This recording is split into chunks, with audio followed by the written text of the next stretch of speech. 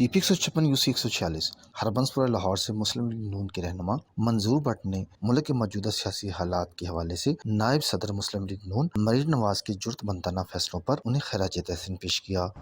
उठाया गया तस्लील बर्दाश्त नहीं की जाएगी कराए के चंद गुंडों के हाथों। ये आपको इसका बहुत बड़ी कीमत चुकानी पड़ेगी और आप 2 थप्पड़ मारेंगे, हम आपको 10 थप्पड़ मारेंगे। अपने ही अरकान के गर्दनों पर तलवारें रखकर जिस तरह एतमाद का वोट लिया गया है उसकी ना कोई कानूनी हैसियत है, ना कोई आईनी हैसियत है, ना कोई सियासी हैसियत है, ना कोई इखलाकी हैसियत है। 2 MLAs को जो राजी नहीं हो रहे थे आखिरी वक्त तक इनको वोट देने पर, उनको गोलड़ा के एक इदारे के कंपाउंड में 4 घंटे एक कंटेनर के अंदर बंद रखा गया और उनको मजबूर किया गया एजेंसीज के लोगों के हाथों कि वो इमरान खान को वोट दें। तो मुझे ये बताएं कि इसको तो किसी इतनी शर्मनाक शिकस्त के बाद, ये सिर्फ शिकस्त नहीं है बल्कि आपने पाकिस्तान की एजेंसीज को आपने जिस तरह इस्तेमाल किया,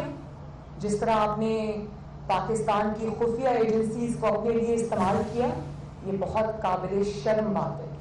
उन्होंने कहा मुस्लिम लीग नून ही वाहद ऐसी सियासी जमात है जो मुल्क को मौजूदा गैर सियासी लुटेरों से निजात दिला सकती है। इस मौके पर मंसूर भट्ट ने कहा कि अब वक्त आ गया है मुस्लिम लीग नून के असल शेरों को मैदान में आकर इन जाली हुक्मरानों के चुंगल से आवाम को आज़ाद कराना होगा।